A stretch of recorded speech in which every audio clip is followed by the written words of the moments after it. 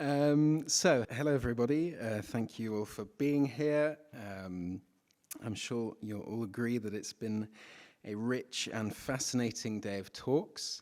So just before getting into it, to remind people that tonight we will be eating in a very Breton way at a creperie called La Fabrique. I can give you the address, but I think it would be more useful if we all went together to the metro station. So we've reserved for about 30 people. I think we should be good. And just to remind people that for this meal, it's everybody pays their way. So we invite you to join us, and we hope to see you there later. So to close off today's proceedings, we're honored to have Melvin Wevers, who will be presenting a presentation entitled A Multimodal Turn, Navigating AI Developments in Digital Humanities. So Melvin is an assistant professor in digital history at the University of Amsterdam. He is also the director of the Cultural Analytics and AI Lab. His research interests include the modeling of cultural historical processes, multimodality, method in history, and historical advertisements. He has a specific interest in the interaction between events and the formation and evolutions of concepts in public discourse. So I'm sure that most people here are familiar with Melvin's work and the work that he presents with his colleague in Amsterdam, Thomas Schmitz. Notably, departing from Nicholson's 2013 article where he proposed a digital turn in the digital humanities, in 2020, Melvin and Thomas invited us to recognize a visual turn in the field, and last year, a multimodal turn, which, as I'm sure you will have noticed, is of particular pertinence to our conference. It's fascinating to observe how these paradigm shifts are driven by the tools and technologies available to researchers. So every time Melvin's research is backed up by fascinating case studies that simultaneously explore interesting research questions and make rigorous and creative use of the latest technologies. For example, at last year's DH conference, Melvin and Thomas presented a fantastic paper examining historical experiences of color, which not only proposed intriguing results pertaining to this question, but also explored methods that push traditional DH workflows to get them. Melvin is working at the cusp of technology, striving to interrogate the methods we pertain from them, and is an expert in working with multimodal corpora. So it's with great pleasure that I hand over to him now. Thanks, Jacob, for the kind words, and Clarice for the invitation as well. There are two papers with the word turn in them. I'm now thinking of the third paper with a turn. I'm not entirely sure what that's going to be. But for today, I want to talk about the multimodal turn, and I put a question mark behind it, and that's intentional. Because what I want to do today is explore some recent developments concerning multimodal models, developments coming from mostly AI. And I want to talk about the potentials that they offer, but also the limitations. And with this talk, what I want to do is also think of a possible roadmap going forwards, because I think we can wait for AI people to come up with all kinds of models, and that's very useful. But I think it also really helps for us to come up with the research questions coming from all the different fields that we are working in, because I think this back and forth really pushes these models and makes us think about the limitations of these models. As Jacob mentioned, I think early last year, Thomas Schmitz and I published an article on this multimodal turn. And what we argue in this article is that digital humanities for a long time focus on textual data. And in part it was because there was a lot of textual data digitized. But also we had computational methods, natural language processing, to actually work with this data. But now, in recent years, it has also become possible due to developments in computer vision, and particularly the thing called convolutional neural networks. We've heard some being mentioned today. ResNet 50, I think, was mentioned a couple of times. These have opened avenues for visual analysis. We can use computers to try and extract meaning from images. And we can do this through things such as image clustering, face and object detection, but also image classification. Which is all really nice that we can now also investigate images. But as people such as Roland Barthes and Bateman have pointed out, meanings of text and images, and Clarice also just pointed it out in the previous talk, they cannot be understood separately. They reinforce each other. Barthes, for example, says that a photograph is not an isolated structure. It exists in the world, and there's text referring to photographs. And Bateman argues that meaning is actually multiplied through the image and the text. So this offers all kinds of interesting things to think about when we want to analyze this. If we only focus on the textual and only focus on the visual, we miss out on these aspects of the image. There is a lot of theoretical work on multimodality. A colleague in Finland, Tuomo Hipala, I think his name should be pronounced, does a lot of great theoretical work on multimodality. And what he shows is that there's many elements going from the material conditions of images, or materials actually shouldn't actually have to be images, could be all kinds of objects, to what's depicted, but also the way it is discussed. So the thing operates in many settings, basically. And we talk often, when we talk about multimodality, about visual and textual material. But there's also things such as sounds and smells that could be included when talking about multimodality. I won't go into that today. It's something I find very fascinating, and there's things happening now that seem to open up the analysis of smell and also sound in a multimodal fashion. But what I want to do today is move away a little bit from these theoretical papers on multimodality and start from the types of tools we have now coming from AI, and also the kinds of research questions that we have in the humanities. So it will be very much a bottom-up approach, starting from the research question and the tool. So one tool that made multimodal analysis, I think, much easier for people is a model called CLIP, which some of you might have heard about. I think it was also mentioned in one talk today. And what is really interesting about CLIP is that it is a model that is trained on both textual and visual data. So where a convolutional neural network takes image data as input and tries to then map it onto labels that people have designed beforehand.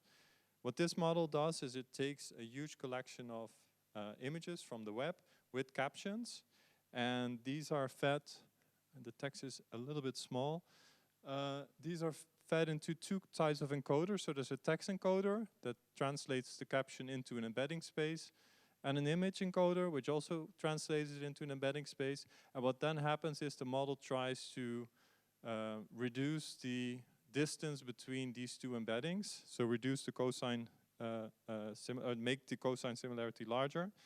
And this is basically what the model tries to do. And that is why it is called CLIP, which stands for contrastive. And what's really great about this is you end up with an embedding space that has some knowledge about textual information and visual information. And what you can then do is ask textual prompts relating to an image without the actual textual information already being inputted. So with CNNs, you have a finite list of labels. So if you have labels for cats, dogs, and birds, you could only ask for a model to say, this is a cat, this is a dog, or this is a bird. You couldn't ask, is this a parrot? Because it wouldn't know what a parrot is. But here in this model, it knows that a parrot is somewhat close to a bird, so you can also ask words that are relatively new to the model. One other great thing is that it can do zero-shot prediction. What zero-shot prediction is basically what I just said also, is that you don't need to do any additional training on a model. So you can ask things that you basically didn't train the model on, but the model can sort of figure out what you're asking of the model in terms of text fits within the embedding space in a certain location. I will give some examples in a few seconds that will make it a bit clearer. But what these models can do is that we can do text-to-image search in archives, and not just text that has been labeled, but all kinds of text. We can do image-to-text search, so we can put an image in and it gives text back, or we can do image-to-image search. And the embeddings can also be used for other types of tasks, which I'll get to in a few seconds. So this is an example of zero-shot prediction. In this example, we have used a collection of 42,000 magic lantern slides that have been made available by the University of Exeter. And we've ran these images through the embedding space of CLIP. And then we could basically ask all kinds of questions. We started with a simple question, give me images of a dog. These are all dogs, as we can see. But the visual similarity is quite different. This is a very different image than this image. In older CNN models, sometimes it was quite difficult to get this diverse visual representation. For CLIP, this is a little bit easier. But what you can also do is ask for more abstract representations. So what we ask here is, give me images of a couple in love, which is quite already a more difficult concept to think about. And here we can also be the critical humanist. My watch is saying that there is a storm. I'm not sure why, but we can see here two people that are close to each other, a man and what's possibly a woman. Here also on the beach, and here they're sitting somewhere. But here it's also not entirely sure if they're in love. It might also be someone helping someone get out of the door or walking. The other thing that is noticeable is that these are all very traditional male-female couples. So the model has sort of a bias when you ask for a couple in love, that this is what the model thinks a couple is. The same happens when we ask for an image of a family. We got all kinds of images back from the collection, but we also get these images of sort of animals being in a family relationship. So, and this already shows that it has a concept of the family that is more than just a direct visual representation of the family, because this looks very different from this image. But also we see people in very traditional roles in this notion of a family. In part you could say, okay, this could be because this data set is biased. The other thing you could say, well, perhaps this model is biased. You could also use the CLIP embeddings to do unsupervised clustering. So basically you run images through the embedding space and then you use some form of clustering algorithm and say, okay, what kind of images look the same? We've seen this in programs such as Pixplot as well, which is actually based on a convolutional neural net. And one issue with convolutional neural nets is, that has been pointed out, is that it is sometimes quite sensitive for visual elements. Think, for instance, of portraits that have like a circular cutout. These are often all grouped together. So certain things on images that are maybe not the most important things, but they take up a lot of the visual space. Convolutional neural networks tend to over-focus on those. Also, if there's textual content on the images, they might also over-focus. With CLIP, it's less sensitive to this. So the clustering actually leaves you with images that are a bit more useful, I would say.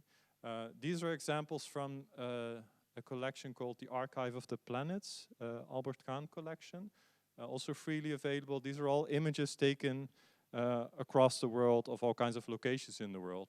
And they group together quite nicely, I would say. Of course, CLIP is not always a magic solution. There are also things that don't work very well. But what you can then do, and this is an example where I had a collection of press photographs, and I wanted to add the metadata. So basically annotate images, whether they were taken indoor or outdoor. seems quite obvious. For humans, it's quite simple oftentimes to see whether something is taken indoor or outdoor. For computer vision models, this can be quite complicated. I've tried it with a model already trained on a lot of scenes, a scene detection model. It took a lot of training data and a lot of training time to get it to perform. What I could do with the clip embeddings was basically run images through the clip embeddings and train a classifier on top of the embeddings. And the classifier basically said indoor, outdoor. I didn't need to do a lot of training, and I got really high results, like 0.97 accuracy on images being taken indoor or outdoor. Now this almost seems like I'm giving a promo talk for Clip. It's not always great. This is a very recent paper that I published in December, where we want to investigate how temporality is actually stored in historical images. Oftentimes when historians look at images, or even also non-historians, we can sort of sense when an image was taken. Sometimes quite difficult, sometimes quite easy. And there's many different ways by which we do this. We do this based on the material conditions of the image, things represented on the image. If a certain person is on the image, we know when a person was born or died, that tells us something about the date. But what I wanted to do here is use the zero-shot capabilities of Clip to see if Clip could predict when an image was taken. So we had this collection of press images again. They are in grayscale, so black and white. And we ran them through the model. And this is what we see here, the blue. There were huge errors in the zero-shot prediction. And the errors were mostly that the model thought images were older than they actually were. These were images taken between 1950 and 1995, if I'm correct. And they were all in grayscale. But the model thought, oh, it's grayscale. Grayscale is old, because in the past we took these images. So there was a huge bias towards the past. But then we used an AI algorithm to colorize the images, even the older images. But then the bias went into the other direction. It thought, well, it's color, so it has to be a very modern image. In a certain way, this makes sense, because that's also sort of information that we use. But I was interested in sort of, what is it beyond the materiality that tells us what's happening in the image? So I did again use the embeddings and train the logistic classifier on the images to get rid of the bias here. It did, because this is sort of equal. The error also reduced a lot after the logistic classifier, from being off with 15 years, which is a lot in the time span of 50 years, to being off about 5 years. So that was relatively okay. In the paper there's more details, but what we then focused on using object detection are certain objects helping the model predict whether it was taken in a certain time. It turns out people, like person over here, really helped reduce the error rate. I'm now sort of extending this paper to also look at co-occurrences between objects, the way, what kind of fashion people were wearing, whether this helped the model. But this shows that you can actually use these clip embeddings as sort of a starting point and then build on top of this to do all kinds of analysis. Clip bottlenecks. It's not all great. People have pointed out that the data sets that people used to train Clip on, these images from the internet with text and visual material, are very biased. This is an example where people tried to map a textual prompt to an image of Barack Obama, and they asked, this is the portrait of the former president of the United States, and they also asked, this is the portrait of the first ever illegal president of the United States born in Kenya.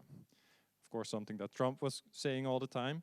And actually, Clip said, well, this is more similar to the image. So this sort of fake news thing was encoded in the data set and then also encoded in the Clip embeddings. Hugely problematic. There's another thing, and that's a very technical thing, is that Clip cannot properly deal with polysemy. So things having multiple meanings. Because of the training procedure where the textual embedding and the visual embedding are sort of squished together and trying to find like an optimal space in the embedding. Things with multiple meanings are averaged out in the embedding space. We've also seen this in word embeddings a few years ago, where a thing like this, a palm, a hand palm, they look very different. The word is the same, the model finds this very complicated. Things like this, which look like a urinal, but is also an artwork or a ready-made by Duchamp. The model finds it very difficult to place this within this embedding space. It sort of picks up on this, but only if it's highly frequent. So frequency also plays a role here. Things that are not that frequent, it messes up. We are often interested in the things that are not very frequent, because otherwise it might be quite obvious. One other thing is that CLIP looks at the entire image. So you feed an image into the embedding space, you can prompt it, you can ask all kinds of questions. But sometimes we also want to focus on the specific elements within the image. And there's great examples. I think Lauren is going to talk about this work, which is super small for the people in the back, but it's basically an analysis of faces in sitcoms, characters in sitcoms, and how many screen time they have. So for this, you want to investigate specific persons in visual material. This is a paper by Xiao and Grauman that looks at clothing styles over time. So it focuses on very specific clothing elements and maps them onto world events. So that certain world events lead to changes in clothing style. So it looks at elements and connects this to other stuff. Stuff by Matu and all paper by Matu and all looked at gaze and pose in historical artworks. Again, a more contextualized, deeper analysis by zooming in on elements. There are some issues here. Object detection is still a major bottleneck, because a very famous object detection dataset only has 80 classes. A lot of them are very irrelevant, at least for me as a historian, like cell phone, laptop, iPhone. If you run these algorithms, it finds iPhones in images from the 17th century. That's not necessarily what you want. There's also things like baseball bat, which might be interesting for some people, but not necessarily for all. If we want to change this, we can do fine-tuning, and we've heard of this. It requires all kinds of annotations, a lot of work, a lot of money, a lot of time. There are two recent developments that I want to focus on now that are quite promising, I think, that might help us speed up some of the annotation work. The first are two foundational models by Meta, the big company that owns Facebook and WhatsApp and everything. And then there's something called multimodal large language models. I want to start with the foundation models. Foundation models are quite general purpose models that can be used as building blocks for a wide range of tasks. So you can basically see them as a tool within a larger toolkit. And two of these models, one is called Segment Anything, a very bold name. And they claim that they can segment anything, and they have very good results. You can basically enter an image, and then you go with your mouse like this, and it draws like a mask around the thing, without any training data, just based on the image you put in. You can also say, well, just do everything, and then you get like this mask around all these little objects. And as you can see here, you can even do objects within an object. This is really cool, I think. It doesn't say what is actually in the thing you segment, but I think having this already available makes annotation much easier than doing boxes or trying for a model to find a mask within an image. A second foundation model is Dino V2, which can do all kinds of things. And it's a self-supervised model. And what that means is that it is a model that can learn from itself during training. So what this model does is you feed it all kinds of images, it changes the images in a certain way, and then finds what stays sort of the same in the image.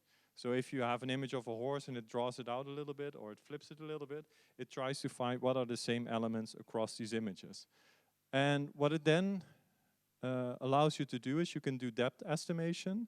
Again, you can just feed images and it does the depth estimation, but also something called sparse matching, which is sort of similar what people do when they do image clustering using embeddings. But what it does is it can find certain elements in the image and map them onto other images. So if you would do clustering based on this, you would get results that are more informed by specific elements in the image. I think these are very interesting and they open up a lot of possibilities for all kinds of digital humanities research. There are papers being written now that actually use these things, and I think it's really promising. I'm going to speed up a little bit. The second thing I want to talk about is multimodal large language models. Very long, but basically what it is a transition from pure large language models, such as GPT-3 and BERT, that we've seen for text generation, so models that can write books, can just predict the next word in a task, to these multimodal large language models. And what they do is they combine a vision encoder with a large language model. And the goal is that you can then have visual and language understanding at the same time. For some people, you might have already seen it in ChatGPT, that you can also upload images now and it describes what it sees in the image. Basically what you do is, again, similar to what you do with Clip, is that you run a vision encoder and a language model, but you also do a training on language instruction.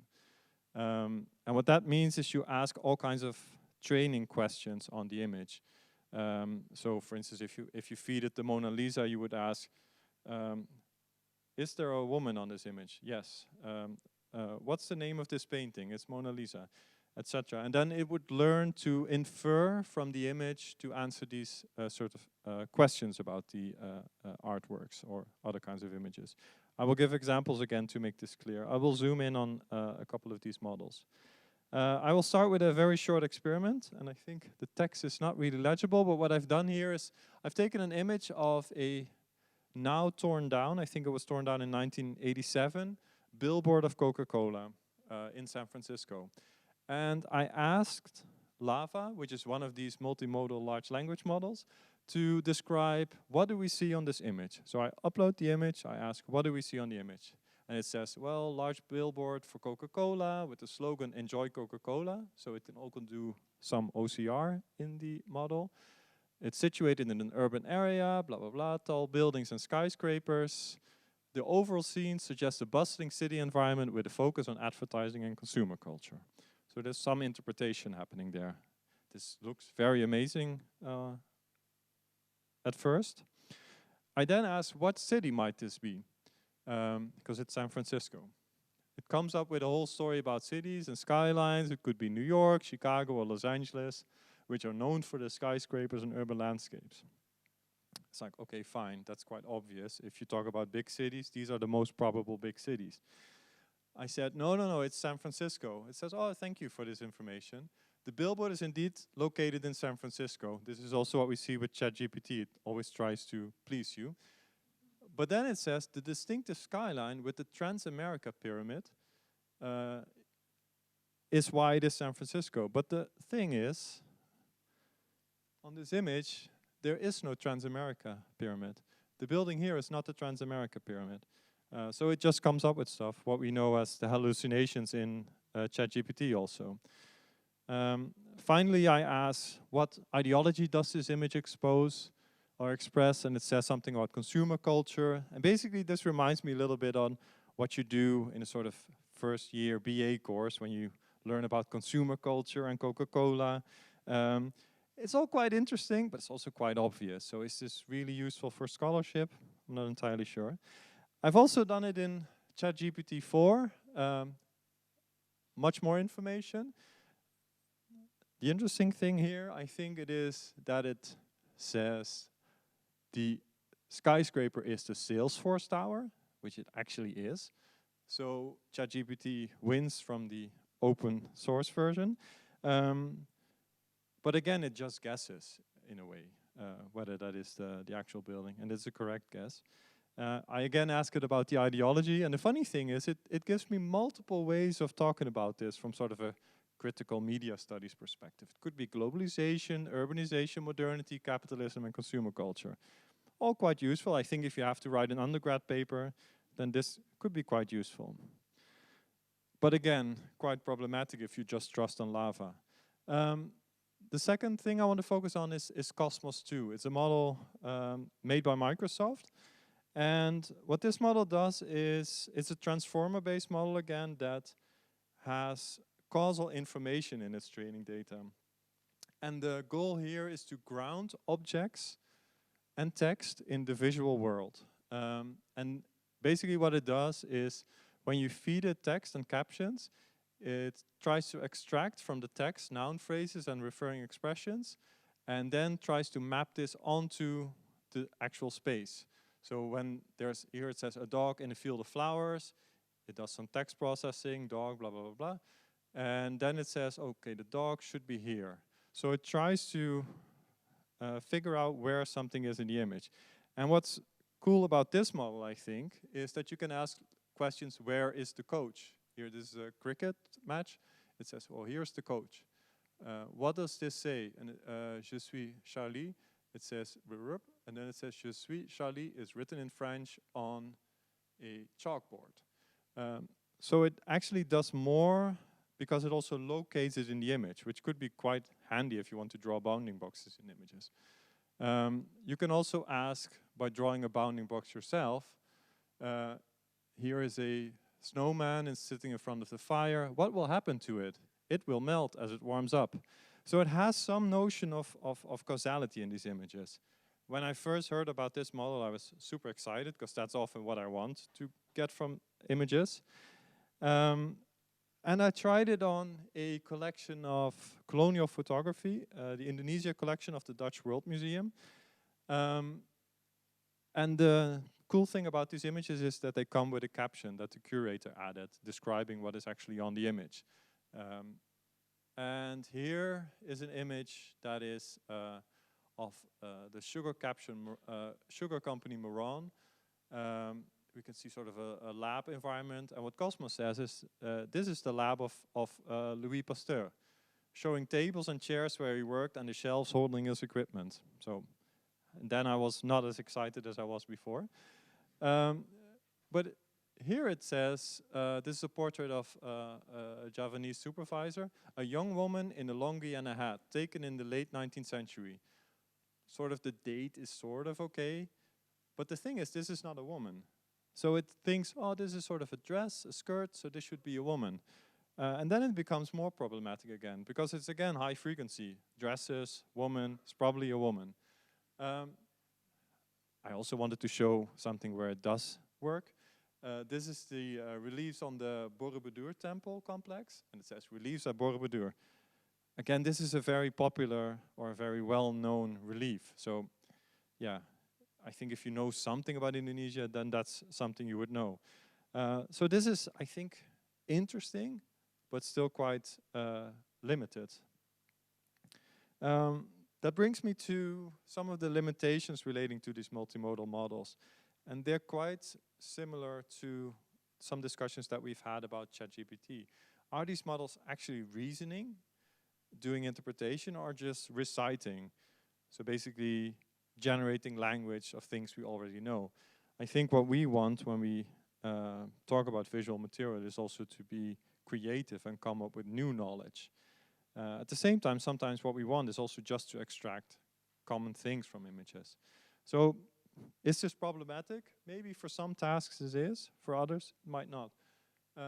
But one other bigger issue comes back to the averaging of the polysemy I talked about before, is that clip itself, the way it is built, imposes a technical bottleneck. And a lot of these multimodal large language models, the way they deal with their training is similar to how clip deals with it. Often they use clip embeddings as part of their training.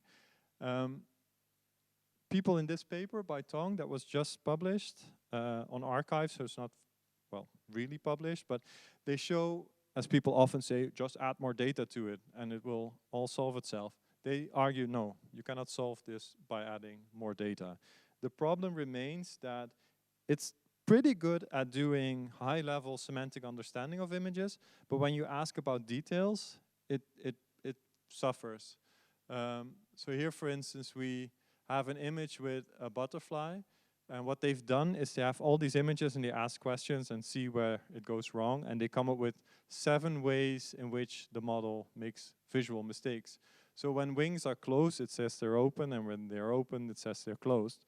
These might sound like trivial things, but here it's like positionality of objects. It finds it very difficult to say whether something is to the left or to the right of things. These are quite easy things for us to do oftentimes. And if you're part of a research workflow, use this, it cascades down into the analysis. So this is something that is quite problematic. The paper, however, does provide a solution, which is not just rely on CLIP, but combine all kinds of different embedding spaces. One of them being the Dino V2 embedding space that I showed. This already solves some of these issues, but not all of them. Some reflections going forwards. And this is a debate, I think, that for people versed in media studies or semiotics has been going on for quite some time. Where does the interpretation actually start when we start working with these images? Does it happen in the visual, or do we always translate what we see in an image into language and then we start doing things with it? Do we just want to find elements in an image, draw them out of the image, and then do some form of analysis to them? People that have written about this, famous people, W.T. Mitchell in The Pictorial Turn, Bart talked about anchoring, where we basically anchor the meaning of an image, preventing the ambiguity, so pushing a meaning onto the viewer. Whereas Gottfried Böhms, in The Iconic Turn, actually argues that there's all kinds of aspects of images that cannot really be expressed using language in a way. I'm not entirely sure how to solve this in a computational manner. One way perhaps could be through these forms of visual similarity. We could do sort of visual similarity also based on elements of images. In that way we could sort of postpone attaching language to what we're doing. But I think what's interesting here is that these theories help us to think of novel ways to work with these algorithms and possibly also change these algorithms in a certain way. You don't see these people appear in the papers on these AI models, which is a shame, I think. This is one last thing, one last reflection, I think. Even though they're trained on textual and visual material, they're still very sensitive to the textual. We just put an image in, we put textual information in, but there's many more features that we could add. Things we know about these images, who produced the images, the genre, basically context. But also multiple visual models, so not just clip, but visual models that focus on specific things. And I guess this would make these models truly multimodal. So I used a widescreen slide, so this is gone here. One last thing is the role of the observer.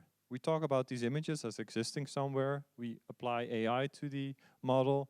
We get some stuff back. But we know from books like John Berger's book from 1972 that we impose all kinds of values, beliefs, and expectations onto images. And these are not always the same. It's not completely relativist that every observer sees something different in an image, but we do see different things in images. There is no one meaning or response to an image. Again, Bart already wrote about this when he talks about relaying. So you relay the meaning and allow the user to form their own meaning when they look at an image. And one recent paper that I really liked is by Kruk and al. And what they do is they introduce this notion of personas, which we've also seen in information retrieval, where, or for instance, if you think of Spotify, it can give you songs based on your listening behavior, but it also helps if it forms some sort of notion of what kind of person you are. Not just optimizing for this helps for everybody, as these models do, but you create different ways in which people look at images. And what they do in this paper is they make a data set where they ask people to write their responses to images. What do they think of the aesthetics? What did they draw from these images? And they can do it on a 1 to 5 scale, but also textually. So it's not just one image, one caption, but it's a multitude of captions. Because they say in this variance of captions is what makes culture, basically, the socio-cultural difference. They use these multimodal large language models and they train it on their new data set, doing some very sophisticated stuff. And it turns out that you then get models that can give you answers that span this variety of different people looking at it. And I think this is also because I'm an historian, I haven't talked a lot about history now, but this is something, as an historian, sometimes you want to dive into a period or a certain culture and sort of sense how people experienced it in the past. And I think using this persona technique might also improve this historical and cultural empathy when working with these models. Very briefly, going forward, I think we have a lot of theories in media studies and art history, and I think now is the time to test them. I think there's still bottlenecks, but I think there's a lot of models out there, and I think we can just go ahead and try to test some of these things that we've often argued on limited number of images, on a larger number of images. And one thing that I find very important in DH work in general is problem decomposition. It's something that is quite common to computer scientists, breaking down a problem into smaller problems and trying to solve the smaller problems. But humanists, often we do this very implicitly in our head when we try to do what we do. And I think it helps to make it more explicit, because then for each of these challenges, we can find a specific task or model that can help us with this. And we can also critically evaluate the output for every step.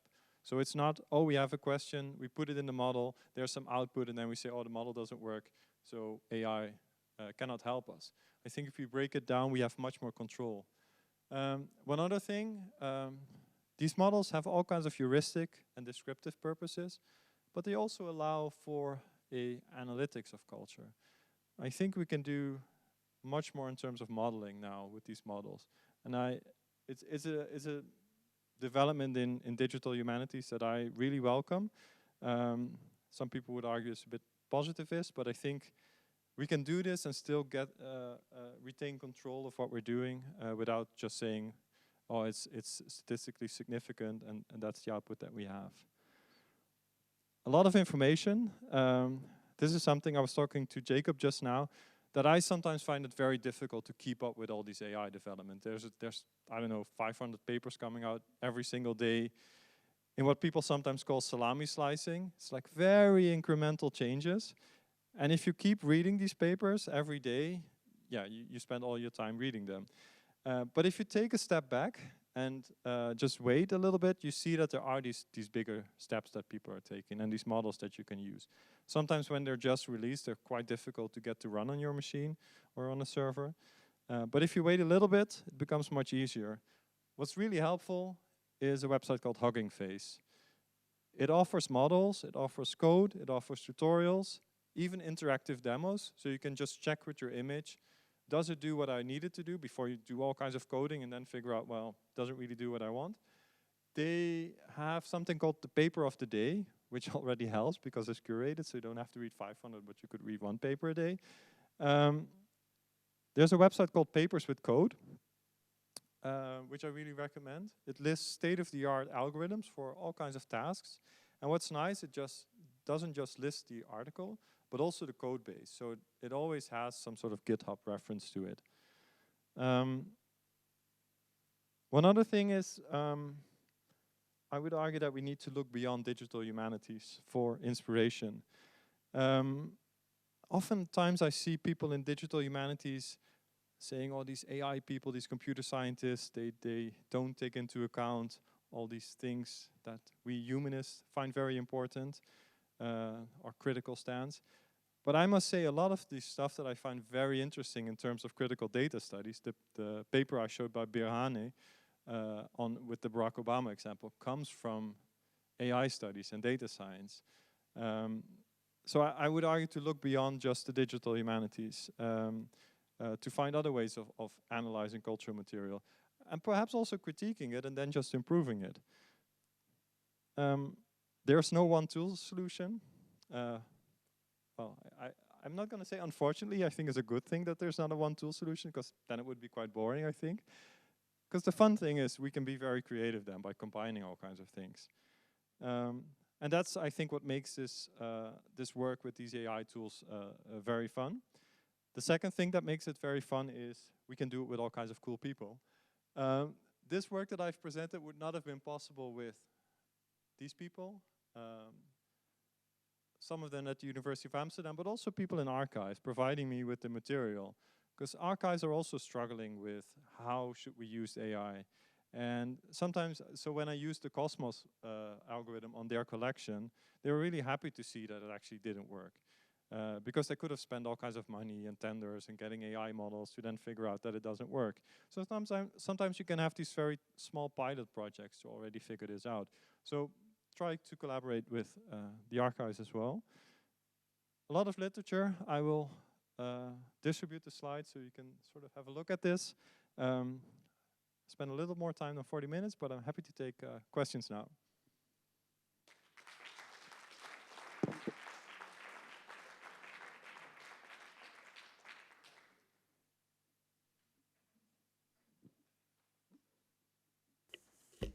Thank you very much, Melvin. That was absolutely fascinating.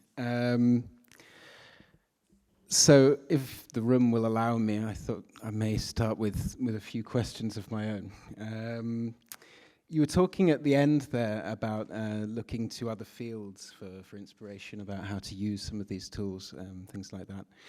And so you were talking about looking towards computer sciences, but something that we've been thinking about internally, especially when thinking about using algorithms like this, where the whole kind of the best data is more data kind of approach. When thinking about how we can perhaps get a better grasp and control of these technologies, we were thinking if it was possible to use smaller amounts of data and things like that. And so there's a researcher at Goldsmiths called Rebecca Febrink, who has her own saying, which is small data is beautiful. And she works a lot with artists in the creative field. So she works with perhaps much simpler models, things like CNNs and things like that. But I'm just wondering if there is space in this kind of approach for smaller data sets, which would maybe allow us to have a better hand on some of the things that we're doing. Yeah, definitely, and I totally agree with that. I think it has a impact on multiple ways. In the past, we would need a lot of training data to improve our models. I think with models like CLIP, but also these foundation models, we oftentimes need only small amounts of data to improve what we get out of the data. So in sense of training, I think we need less data or fewer data. But also in terms of, do we actually need that much data to answer our question? I feel like with this whole big data hype that started, I don't know, more than 10 years or 20 years ago perhaps now, with this Anderson paper, there was this notion of, oh, if you put in enough data, we don't need to have questions or theory. It will basically come out of the data doing some clustering algorithm. I think we're sort of, I at least think we're past that. And that's what I also mean with the problem decomposition. If you have a proper question, you often don't need to have a lot of data. I do think we need to have representative data.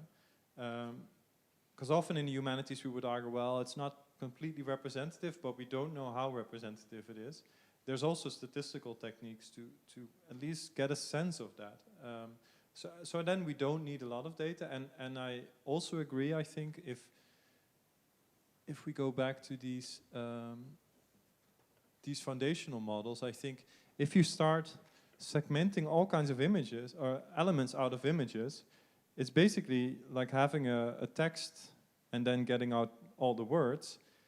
It allows you to do all kinds of sophisticated stuff, but you don't need to have like millions of text. You can do all kinds of interactions between elements within images then.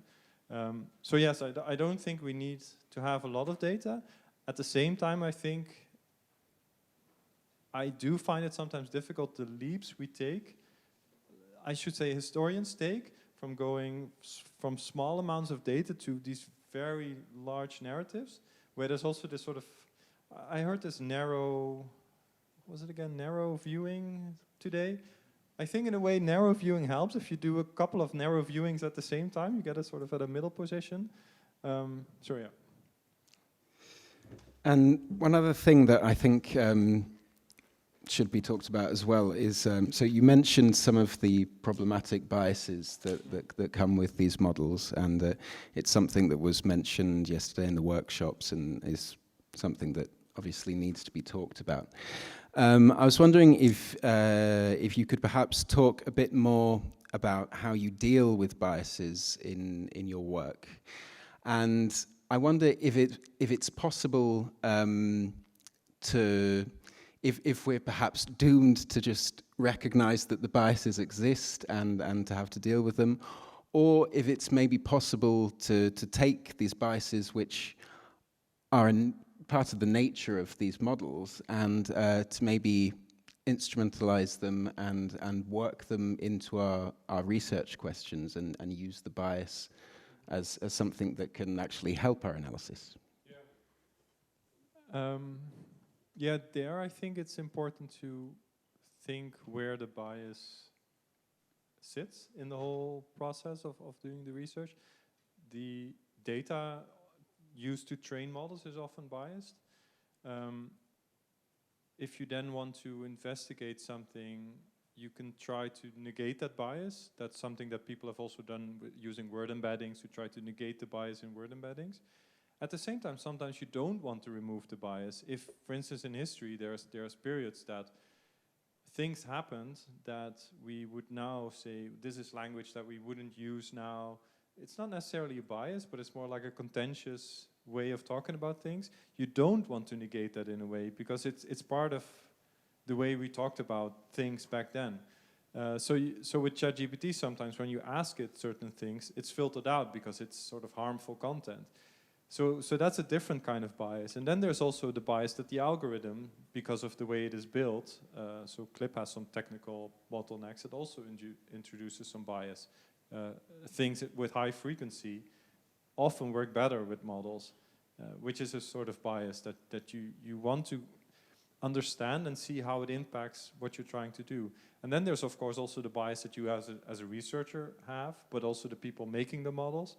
I know that there's people doing really cool anthropological research now to really investigate this whole procedure of how models come into being and how they're being used, focusing on this notion of bias. At the same time, I think there's also great work on in explainable AI, interpretable AI that tries to grasp this bias. Because saying, oh, it's a black box, so then we cannot use it, I also find it a little bit easy perhaps, because there's ways to sort of get a grasp on the bias, and yeah, that's also a challenge. And we in the humanities we talk about bias all the time. So let's get invested in this conversation, I would say. I think I'll open it up to the floor and stop hogging the questions. Yeah, and remember to speak into the microphones if possible.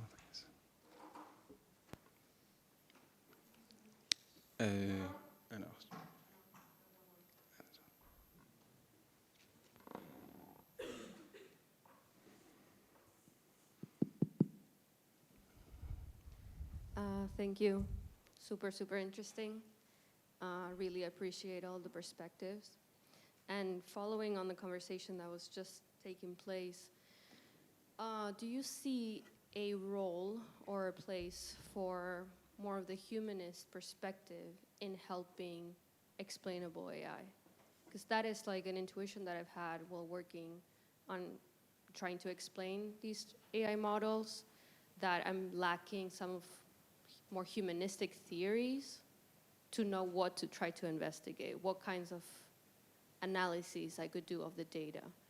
Of the topology of the models, maybe not so much, but of like data bias in terms of explaining models, I think, do you see anything there that perhaps hasn't been made explicit so much? The things that I've seen, I know that Jill Walker-Redberg, she has this thing called situated data analysis. I think that gives a theoretical framework, but oftentimes it's quite difficult to then make the step how to implement it when doing this stuff with the actual data. One other thing that I find fascinating is that if you go into deeper forms of statistics, like Bayesian multi-level modeling, often the way that form of statistics works in trying to quantify uncertainty that we have around things feels very humanistic to me. So I think there's also ways in which you can use statistical models other than just having a p-value, which really is too reductionist, I think. That gives us some sense of working with what we want. Because I think in computer science, there's an over-focus on accuracy. Oh, we just increased the accuracy with a little bit with this model.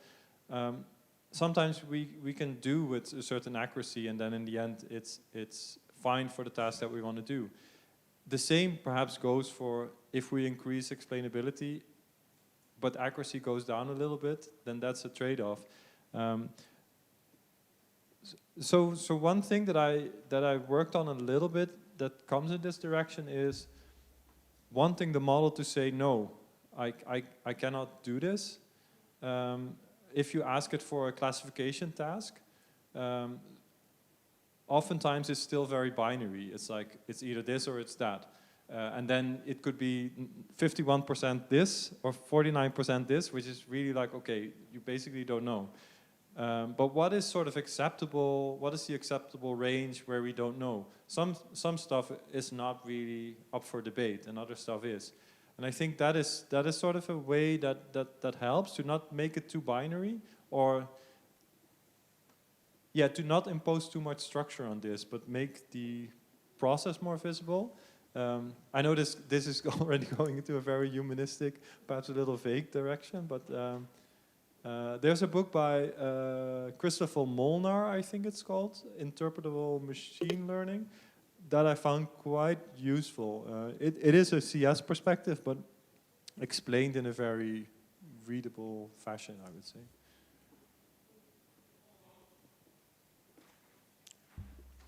Thanks a lot for this talk. It's quite obvious that there are many facilitation and especially in the detection field, and that's crucial for cultural analytics or visual culture analytics. But I'm less convinced for art history. Recently, Leonardo Impet and Fabian Offert had echoed your article with speaking about multimodal turn in art history, but I was surprised that Leonardo Impet in this article didn't address the question of stylistic or plastic issues, where I'm not sure clip change really the game. What do you think about that? Maybe Dinovi 2 brings something, but I would like to know more.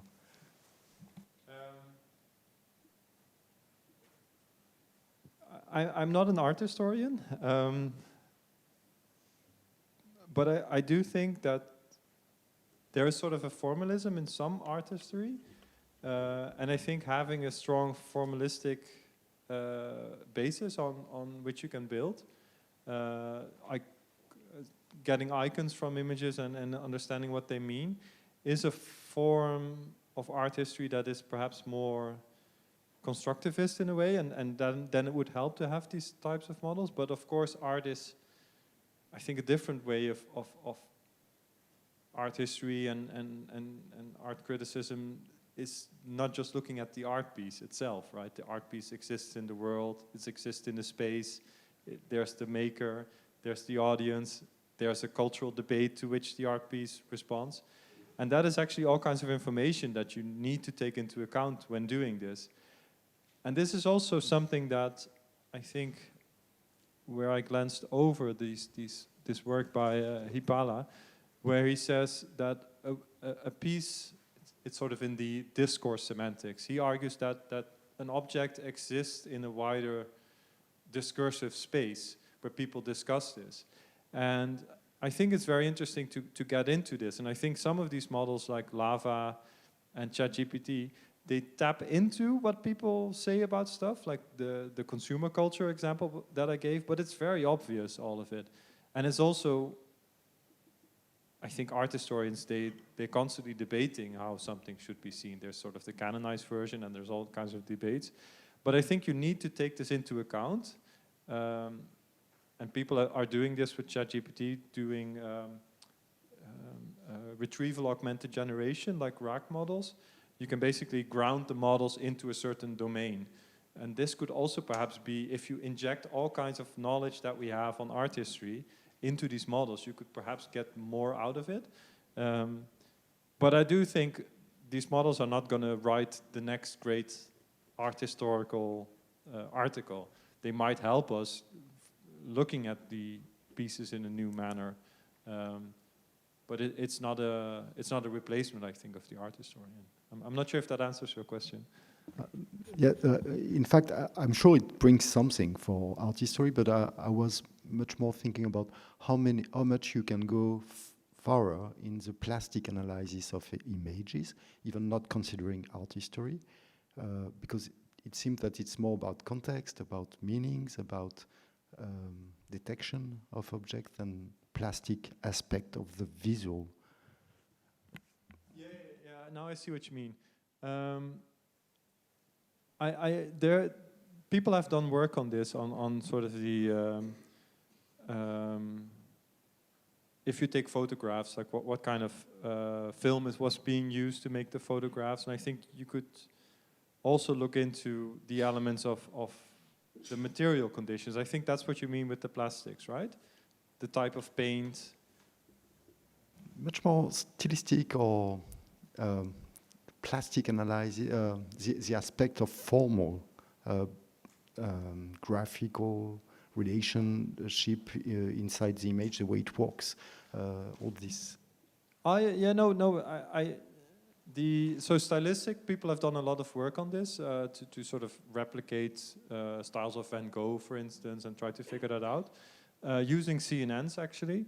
But I do think using this Cosmos model, I'm going through a million slides, where, yes, oh, there we are.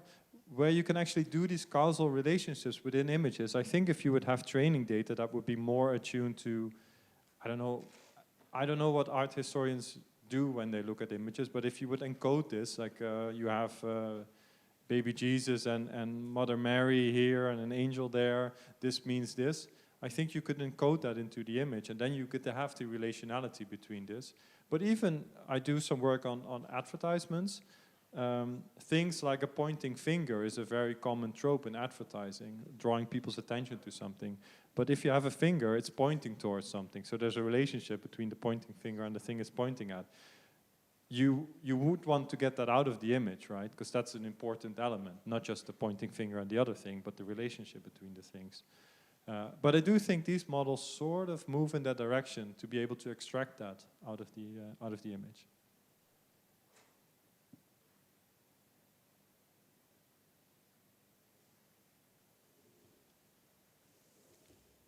Any other questions? I had quite a general kind of question, but as someone who follows the latest technologies and things like that. I was just wondering if maybe you could offer your thoughts in terms of how you see the field of the digital humanities advancing maybe in the next 5 years, not just in terms of the technologies that are going to be available, but maybe the ways that we use them. Yeah, it's a very general question, not the best of questions, but maybe to close out, just some of your thoughts on the future. Well, I could say two things, I think. I think what I find difficult with digital humanities is that it's such a big tent now. Well, it has been a big tent for a long time. And there are these subfields within digital humanities that do really interesting things, but often when you go to the big digital humanities conference, you have all the stylometry people in the same room, the TEI people in the same room. Of course, I'm generalizing a little bit, but that makes it more difficult to learn from each other's things, and I'm not entirely sure how to fix this. And I think the DH Benelux conference next year is also called Breaking Silos, I think, possibly also responding to this. I do see this as a problem, and I'm not entirely sure how to solve it, because maybe these are different things that people are working on, and digital humanities might not be the common denominator anymore. Maybe the actual discipline, the humanistic discipline, is maybe the thing that draws things together. And one other thing is, and this is a little bit of shameless self-promotion, is a thing that I started a few years ago is this computational humanities research conference, where we wanted to give people a space that do the humanistic work and the technical coding work at the same time, to learn from each other. Not as a way to separate ourselves from the digital humanities conference or field, but as a smaller space where people would feel comfortable discussing very nitty-gritty details in terms of method, which could then flow back into the community again. Because I think there's also, it has been around for such a long time, the digital humanities community, that there's also these generations of people that have different, I don't want to say technical abilities, but they use different techniques, and that also is quite difficult to then stay in contact with each other, even though some of the problems that were in AI being discussed 20 years ago or even longer, they are still around. So it's still good to have this intergenerational conversation. So where was I going with this? Oh yeah, so sometimes I do think it's good to also think about so what are these sort of bigger problems that we need to solve in digital humanities? For a long time, I think OCR was one thing. We would say, oh, the OCR is so bad, we cannot do it. I think we're almost at the point where we can sort of fix OCR in a way. Maybe this is a bold statement for some people. HDR, I think, is also something we're doing really well now at HDR. So what are the next things that we want to do here with all these AI models, perhaps, or even old school models? I think it's good to have that conversation a bit more, perhaps, in the community. Great. Well, thank you so much, Melvin. Join me in thanking him.